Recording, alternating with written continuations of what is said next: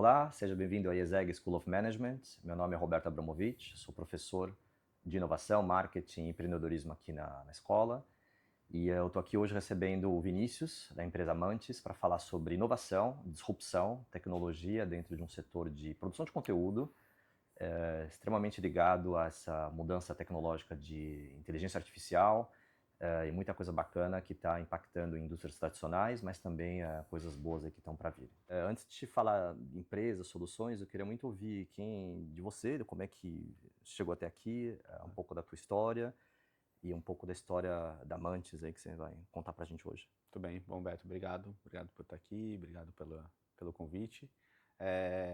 Bom, eu tenho formação em economia, trabalhei no mercado financeiro por quase 15 anos, tanto fazendo gestão de ações e derivativos, quanto participando de conselho de empresa, governança e coisas desse tipo.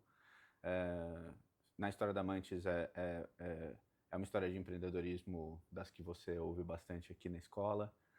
A Mantis, ela existe há quase 8 anos. Começamos a Mantis focados no mercado de esporte, não só de mídia, como a gente está agora. A solução é muito parecida com a solução que a gente hoje apresenta, que é a captura de dados de conteúdos audiovisuais, né, de vídeo e áudio, capturando dados de diversas naturezas. Quando a gente fazia isso para esporte, nós tínhamos o objetivo tanto de fazer isso para produção de conteúdo quanto para performance. Ao longo dos 5 primeiros anos a gente tentou fazer isso e não encontrou o nosso product market fit.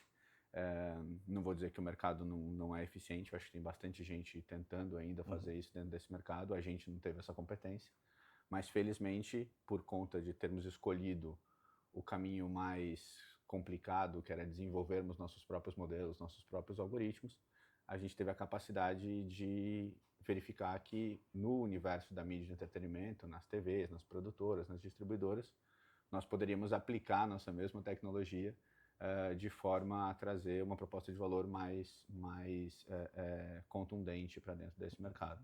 E isso aconteceu de 2 anos para cá, então a empresa Mantis agora tem esse posicionamento dentro de uma indústria super tradicional que está adotando tecnologias há muito pouco tempo. E a gente está trazendo tecnologia de inteligência artificial para esse mercado. Muito legal. Na escola, em vários lugares, a gente fala um pouco, junto com os nossos amigos empreendedores, essa questão do product market fit, né, que é um pouco clichê, jargão, mas essa questão de achar o teu eu do negócio, aquele momento, aquele sweet spot onde a empresa, a solução, ela se vê atendendo totalmente uma necessidade e onde tudo vai bem. E eu sei que vocês estão aí já há 7, 8 anos e de repente, nos últimos meses, nos últimos 6 meses, 1 ano, vocês encontraram o que a gente chama essa pílula dourada do Product Market Fit. O que é exatamente esse Product Market Fit que vocês acham que vocês encontraram? Sim. Como isso aconteceu? E se você pudesse talvez explicar para uma pessoa que não entende exatamente essa parte tecnológica, o que é exatamente essa pílula dourada, esse fit que vocês acham que vocês estão trazendo? Sim, sim. Bom, em relação à parte mais, talvez, técnica de gestão da empresa, né?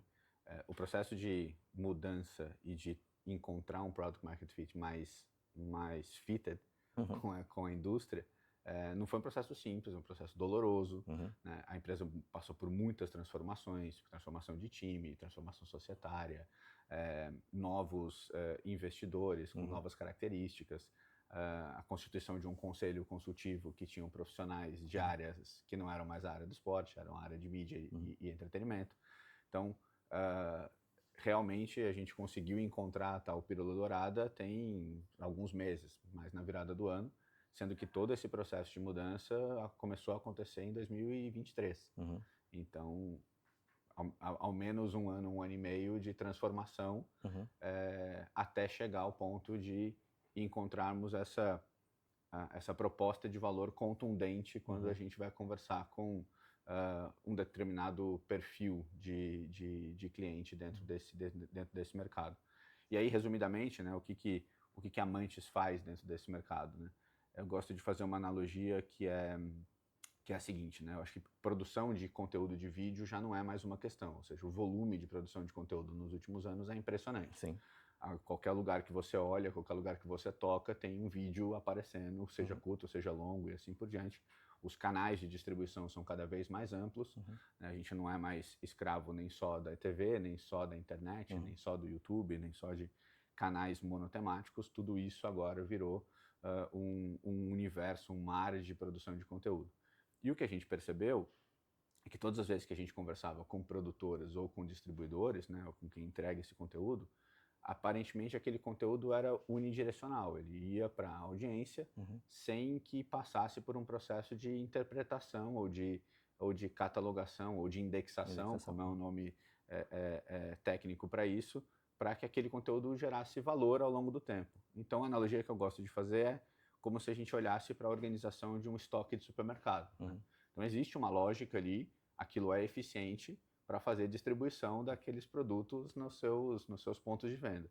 Mas se eu entrar no estoque de supermercado hoje com uma receita de bolo de cenoura na mão, aquela organização não me ajuda, porque eu gostaria que magicamente aparecesse na minha frente a farinha, o ovo, a cenoura, o chocolate, assim por diante.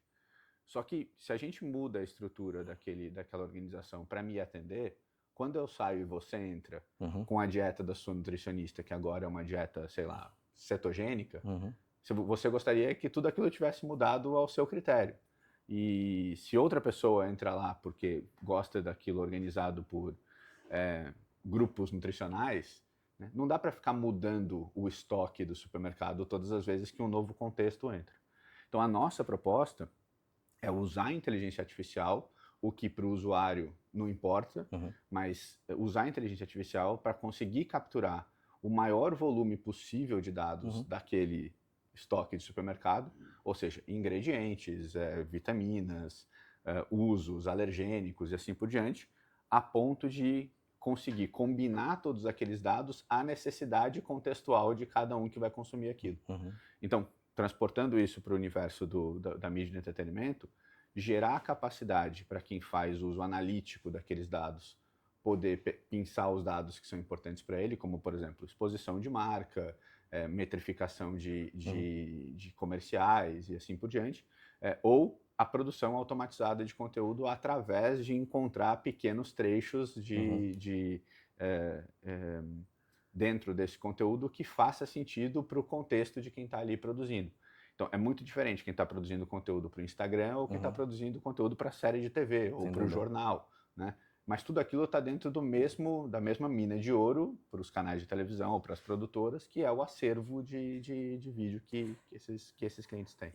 Vinícius, falando sobre público-alvo, então quando a gente pensa na parte de marketing, na parte de segmentação de mercado, está falando de produção de conteúdo, de produtoras de conteúdo, e me vem à cabeça vários tipos de empresas, tipologia que pode ser muito grande, desde grandes redes de televisão, desde empresas que produzem conteúdo na internet. Como que você vê um pouco a segmentação, tipos de clientes que existem, e especificamente quais são aquela tipologia de empresas que vocês identificaram que tem um fit maior com a oferta de vocês? Claro, claro. Como a gente falou no início, né, a segmentação ela é uma escolha importante no momento em que você vai para o Product Market Fit, porque a nossa solução é muito genérica, ela poderia ser aplicada em segmentos mais diversos possíveis. Mas nesse momento em que a gente está ganhando tração novamente com essa solução, com essas mudanças que a gente fez, era importante escolher um segmento muito específico. Então, nós escolhemos ir para empresas que fossem mais estruturadas, né, clientes enterprise, que tivessem uma percepção da proposta de valor mais facilitada, e isso exigiu da gente também ter uma interlocução com decision makers dessas empresas. Então, a gente deixou de vender para o usuário, passou a vender para o decision maker, que consegue visualizar de uma maneira mais estratégica a importância de tratar os dados que tem no conteúdo, como uma forma de trazer mais eficiência, seja para a produção, seja para o armazenamento, para o arquivamento, dentro dessa dinâmica de indexação. É muito tentador olhar para os segmentos laterais, né? Como produção de conteúdo de internet, né? O que tem de content creators, influencers, etc. hoje no mercado, ou pequenos produtores e tudo mais. Eu acho que esse pode ser um caminho quando a gente se consolidar nesse mercado e ter esse mercado bem endereçado, né? Eu acho que ainda não é o momento, mas é uma escolha importante de ser feita quando você quer estar fitted dentro do seu produto, dentro do mercado que você escolheu. E dentro dessa tipologia de cliente, quando você fala do decision maker, né, do tomador de decisão, tipicamente quem está junto com ele, quais são as pessoas, os papéis que estão tipicamente dentro dessas empresas que estão acompanhando esse tomador de decisão? A gente tem alguns pontos de contato, né? Então, quando a gente pega uma TV, por exemplo, nós podemos trabalhar para a área de conteúdo, obviamente, para a área de jornalismo, para a área de acervo, comercial, compliance de peça publicitária, assim por diante. Todas as vezes que a gente identifica uma oportunidade, geralmente o decision maker estratégico se combina com os operadores, com quem de fato vai usar aquilo. Então, no caso de produção de conteúdo, quem está pensando estrategicamente aumentar a produtividade na produção, precisa ter essa venda interna para quem vai ser o usuário, o editor, o diretor, o curador do conteúdo. E aí esse posicionamento é muito importante para nós, porque como a gente lida com inteligência artificial, isso não pode ser uma ameaça para quem vai ser um usuário. Claro. E, de certa forma, quando a gente olha para a indústria, muitos das soluções de inteligência artificial estão focadas na produção. Sim. Né? A gente não escolheu esse caminho. O nosso caminho é ser um parceiro mesmo, estar do lado de quem trabalha, seja na produção, seja na edição, seja na direção, ou seja em consumir os dados como uma forma de gerar insights para processo de decisão, como é o caso de exposição de marca, por exemplo. Né? Você está falando de exposição de marca, você tem algum exemplo especificamente, no caso dessa nova fase de vocês, esse tipo de... como é que essa solução concretamente tenha entregado, se você tem um exemplo para citar? Tem uma combinação interessante, né?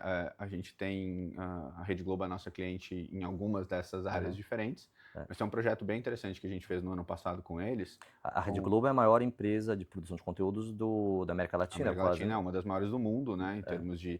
É uma das maiores TVs generalistas do mundo, né? Que tem tanto produção quanto distribuição, canais de esporte, entretenimento e etc. Ela deve ser uma das 5 maiores do mundo hoje em dia.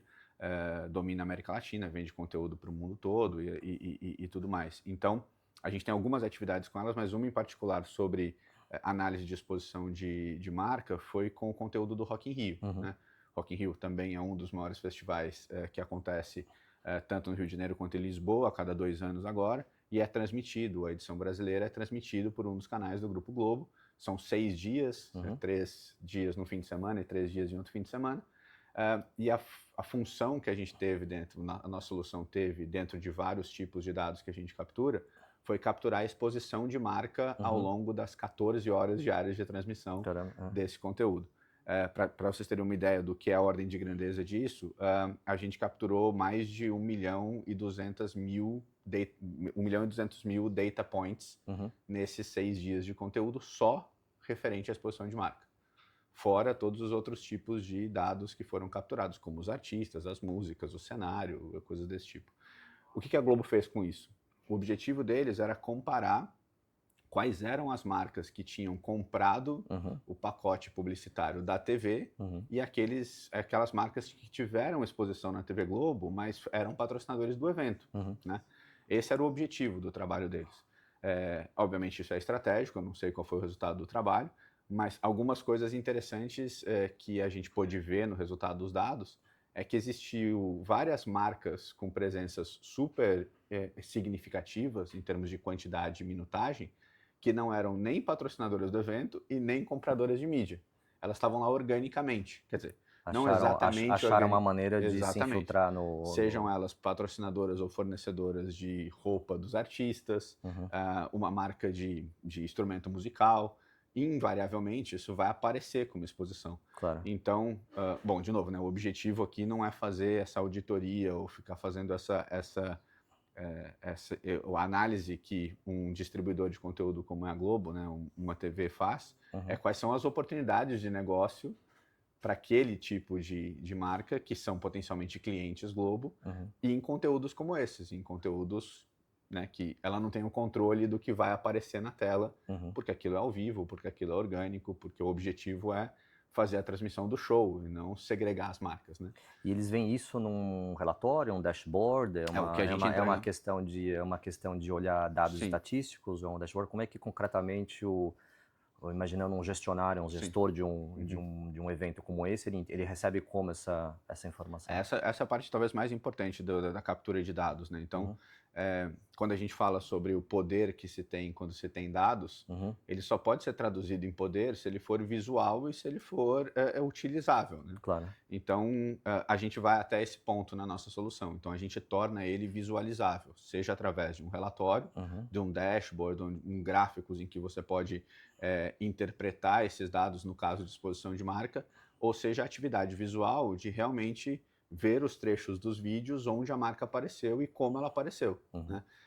Bom, isso já abre uma série de novas possibilidades, por exemplo, dentro de um cliente como esse. Será que não faria sentido a Globo oferecer para os seus próprios patrocinadores os momentos em que o patrocinador aparece como sendo uma entrega comercial, sim, né? né? Ou o próprio Rock in Rio, que é o dono do É. conteúdo, oferecer isso como propriedade comercial para além da aparição Você física está dentro do criando um evento. valor maior ainda do que. Exatamente, exatamente. Então, entregar isso de forma visual e de forma interativa, né? Comentei sobre o dashboard, comentei sobre a interação Uhum, direta com o vídeo, mas a gente tem duas outras interfaces que permitem essa interação. Uma delas é, de fato, conversar com os dados, né? uhum, Hoje, os chatbots, os uhum, LLMs, permitem uhum, essa interação, fazer perguntas para o conteúdo e o uhum, conteúdo te responder. E também uma parte mais técnica, que é a integração direta com os sistemas do cliente. uhum, Então, no caso de empresas grandes, como a gente escolheu dentro do nosso Product Market Fit agora, essas empresas têm os seus próprios sistemas comerciais, distribuição, claro. gestão de mídia e etc. Então, para nós, não, ficou muito claro que colocar mais um sistema dentro dos sistemas já complexos desse tipo de usuário não era uma opção. Claro. Então, fazer a integração desses dados e desse conteúdo, respeitando a infraestrutura já Sim. existente, é realmente super É bem importante. menos intrusivo, né? Exatamente. E pensando um pouco no papel estratégico dos dados, uma das questões que a gente ouve bastante sobre as empresas que já estão estabelecidas é que algumas gerenciam Rock in Rio ou grandes eventos que são criados para esse Sim. fim e, eventualmente, outras empresas já têm um acervo Uhum. histórico, já tem uma série de conteúdos que já são criados e, eventualmente, eles ficam olhando para esse conteúdo e pensando como que ele poderia monetizar um pouco mais ou como é que ele poderia Sim. render mais. Vocês conseguem, tratar esse tipo de situação, de business case? Boa, dá para contar mais um caso de uso evidente, né, que é quando a gente olha para produtores e distribuidores de conteúdo como esses, né, vamos ao caso da Sky Sports, Uhum, que também é nosso cliente na Inglaterra, o volume de conteúdo que eles têm é impressionante. A Sky produz 8.000 eventos ao vivo esportivos por ano, né, tem 16 canais, então é um volume de conteúdo ingerenciável, né, sim, sim. com uma grande equipe, como é uma grande TV, mas mesmo assim a capacidade de produzir e endereçar conteúdo diretamente ao consumo do usuário, ela acaba sendo limitada à capacidade editorial de cada indivíduo, de cada editor, de cada curador, né? E o que a gente tem trabalhado com eles num projeto agora é olhar para o acervo histórico, indexar esse acervo por uma série de critérios, Uhum, ou seja, trazendo esses dados naquela lógica organizacional eh, que possibilite diferentes contextos a consumirem aquele conteúdo, para trazer o que a gente hoje chama de crescimento de ROI de conteúdo. Ou uhum. seja, uma vez que aquele conteúdo já foi produzido, o que tipicamente acontece hoje em dia é o retorno dele ir se diluindo no Sim, tempo, ao sim. invés de ir aumentando no tempo. Especialmente Ele fica conteúdos. velho, o conteúdo vai Ele ficando vai velho. ficando velho, Sim. exatamente. Então ele é muito perecível, Uhum, especialmente conteúdo quente, cara. O conteúdo esportivo tem muito o aspecto do momento, né? sim. Isso não quer dizer que novas histórias, ou que novas trilhas, ou que novas narrativas não possam ser contadas ao longo do Uhum, tempo. A grande dificuldade que a gente percebe, e é por isso que eu entendo, e a maneira como a gente tem tentado levar isso para os nossos clientes, da Mantis ser um parceiro, de estar lado a lado com a uhum, produção, com o editorial, com a direção e com a curadoria, é, tem uma série de contextos que nós não sabemos e nem o cliente sabe que ele vai usar. Uhum. Mas quando ele for usar, é muito importante que aquilo esteja acessível e facilmente encontrável dentro do acervo. Então, o trabalho que a gente tem feito com o acervo histórico da Sky Sports é justamente para produzir automaticamente, em alta velocidade, num intervalo de tempo de buscar um café e voltar para a mesa, ter ali algumas dezenas ou alguns milhares de conteúdos produzidos com a curadoria e com o editorial do próprio cliente. Então, a nossa ideia é não desvirtuar aquelas características que aquele distribuidor, no caso da Sky, tem, porque a descaracterização não é o objetivo do que a gente entrega. O que a gente não faz é criação original de conteúdo, né? Isso é uma outra solução tecnológica, uma outra forma de utilizar AI.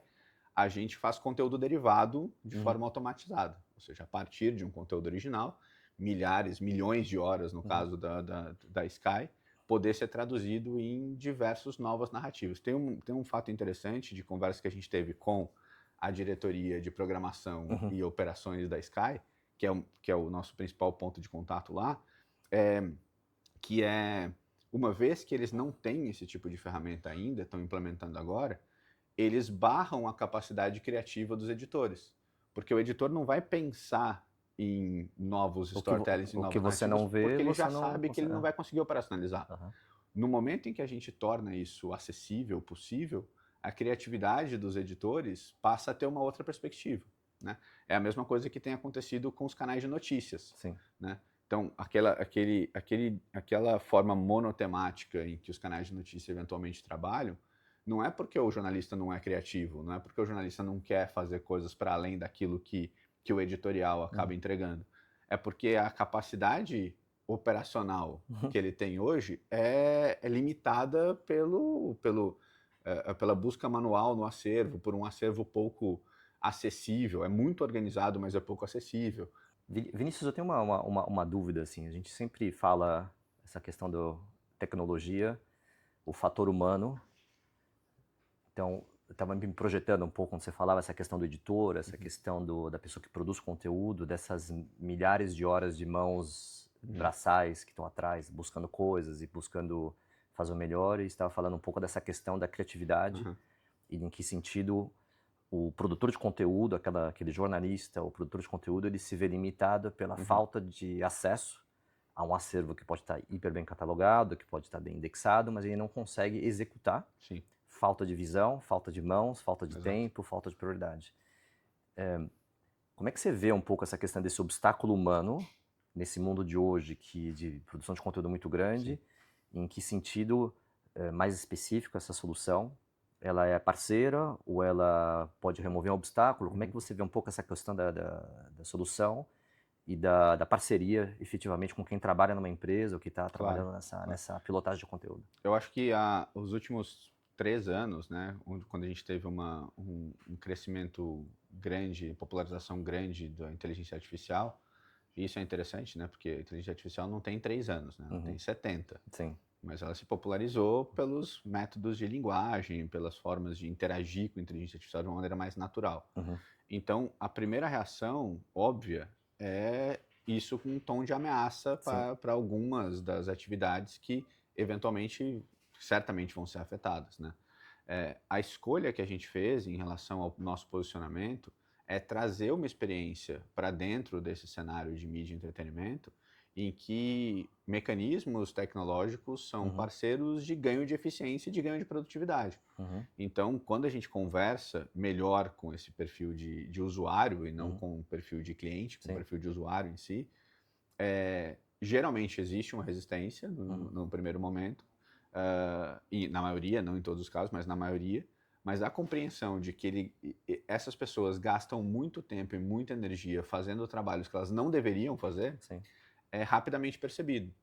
Então, no final das contas, o que a gente se propõe a fazer nesse ganho de eficiência é tirar do itinerário de produção de conteúdo aquela parte que é braçal, aquela parte que de fato pode ser feito por um robô. O que a gente não supre e não quer fazer? a parte da curadoria, do editorial, da criatividade, do direcionamento, né? Uhum. É muito diferente. Eu acho que isso, até algumas vezes a gente ouve essas questões com relação às aplicações que tem de produção de conteúdo, né? Produção automatizada de conteúdo, que cria os vídeos, que cria as peças, que cria as fotografias, assim por diante. E no final das contas, com a evolução da inteligência artificial, provavelmente isso vai ficar tecnicamente perto do perfeito. Mas o que a gente quer não é consumir conteúdo tecnicamente perfeito, né? A gente quer que tenha a sensibilidade daquela figura que desenhou aquele roteiro, que desenhou aquele arco narrativo, que criou aquela linha editorial. É assim que os humanos consomem coisas, né? Claro. É para além do técnico. O técnico não pode ficar para trás. Então, eu acho que o que a gente se propõe a fazer e o melhor uso de inteligência artificial ou de tecnologias, seja da Mantis ou seja de outras empresas que fazem coisas parecidas com isso, é gerar um ganho de eficiência. Ou seja, tirar da frente do humano coisa que o humano não precisa fazer, coisa que o humano nem deveria fazer, especialmente quando a gente está falando sobre esse tipo de profissional de alto valor agregado, né? Então, um jornalista ficar cortando vídeo não tem sentido, ele tem que ficar pensando em como ele vai estruturar a notícia, como ele vai passar aquela mensagem, né? Um editor de novela, de filme, ele deveria estar preocupado em de que jeito ele vai construir aquela história, não por que ele vai ficar fatiando cena ou procurando coisas num acervo para construir o documentário ou a série que ele está construindo. Então, nós nos posicionamos realmente como parceiros nesse sentido. Até por isso, nós não temos um produto pronto, fechado, entregue de prateleira para o nosso cliente. Voltando, né, pegando o gancho de novo com o Product Market Fit, essa foi uma escolha que a gente fez que culmina na escolha de trabalhar com clientes enterprise. Então, não ter o produto 100% pronto nesse sentido exige que, de fato, a gente faça um assessment, um discovery com o nosso cliente, para explorar quais são os problemas que a solução da Mantis vai resolver e, assim, fazer os ajustes necessários na nossa tecnologia para conseguir entregar a melhor solução para aquele problema que vai ser endereçado. Que seria justamente utilizado pelas pessoas lá dentro, quer dizer, pensando um pouco na questão de produtividade, de quem vai acessar, como vai acessar e qual a informação que ela vai receber em relação a isso. Como funciona em termos de confidencialidade de dados, segurança? Vocês estão falando que vocês têm uma solução onde você trata os dados de maneira um pouco mais estratégica, os dados passam a ser seus, os dados continuam sendo da empresa. Como é que vocês gerenciam essa questão do open source? O que é open source? O que é closed source? Como é que vocês deixam os seus clientes mais tranquilos em relação a isso? Bom, a gente tem bastante experiência nisso, a gente vê muito valor nisso, a gente escolheu estar do lado dos dados por conta do valor que a gente vê nisso. E quando a gente foi olhar para o nosso mercado, a gente percebeu que este mercado também é muito preocupado com origem e com segurança dos dados. Falando rapidamente de segurança, né?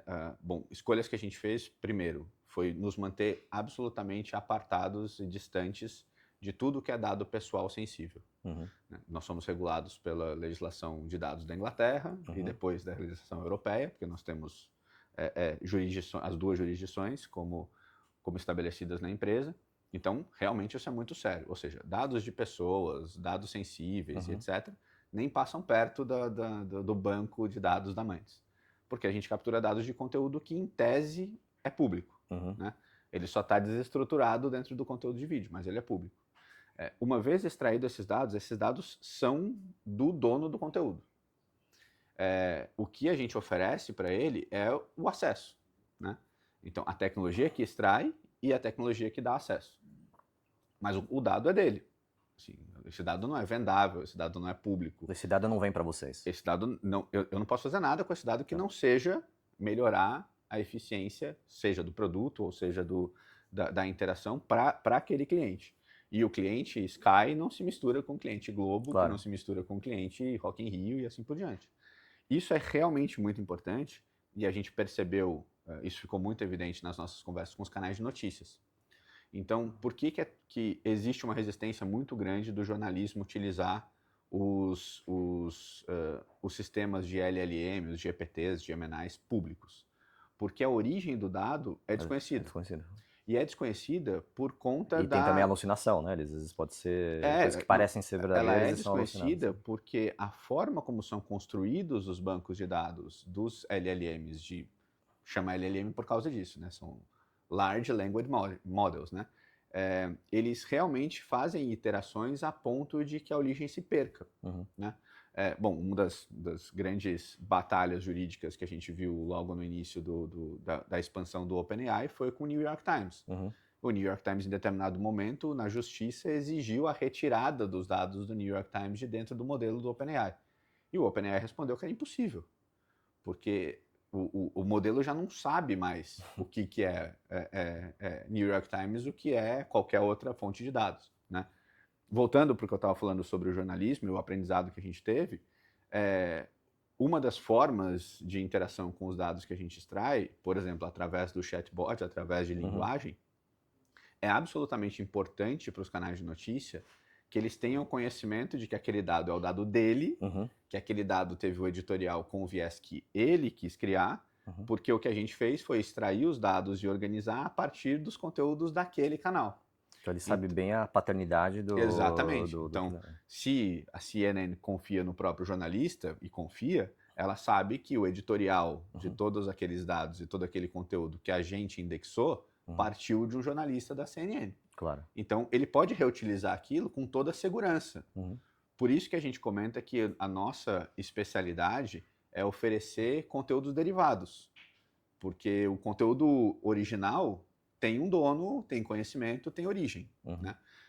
Então, com isso, a gente endereça a parte de segurança e a parte de segregação de dados. Entendi. Né? E a gente não mistura os dados de uns com os outros, porque isso é uma proposta de valor. Né? O cliente poder navegar pelos próprios dados é uma proposta de valor que a gente entrega. Imagino. Além de vocês, imagino que vocês não estão sozinhos no mercado, o mercado é grande, a gente saiu da Vivatech, viu pavilhões enormes, né, cheios de empresas. Quem compete hoje, quais são as empresas que estão despontando e que estão atuando mais ou menos no mesmo segmento? E que imagino que seja algo que esteja crescendo, ou seja alguma coisa. Como é que você vê um pouco essa questão de cenário competitivo? Eu acho que, de fato, tem um mar muito aberto para esse posicionamento. A gente escolheu ir para o lado de cuidar dos dados e de oferecer essa... a gente se posiciona como um layer de inteligência de vídeo. Né? O que a gente percebe é que com o boom que inteligência artificial trouxe, inclusive na criação de aplicações de inteligência artificial, o foco foi muito para a produção do conteúdo, né? Para criar o vídeo, para cortar o vídeo, para botar a legenda, coisas desse tipo.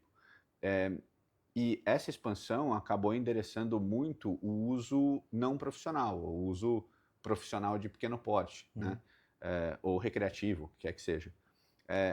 Quando a gente olha para a dinâmica de tratar os dados com o nível de seriedade que a gente se propõe e troca isso com o nosso cliente, a gente percebe que esse é um discurso incomum. Muitas vezes a gente ouve, mas ninguém falou sobre esse assunto comigo dessa maneira, né? De olhar primeiro para os dados e os dados derivarem as funcionalidades, né? Então, quando a gente olha para o espectro dos nossos concorrentes, muitas vezes o que é produto para um concorrente nosso, na verdade, é uma funcionalidade, não é um produto para nós. Então, dessa forma, a gente de fato não concorre com ele, porque a nossa proposta de valor não está na funcionalidade. A nossa proposta de valor está no produto de organizar e indexar os dados.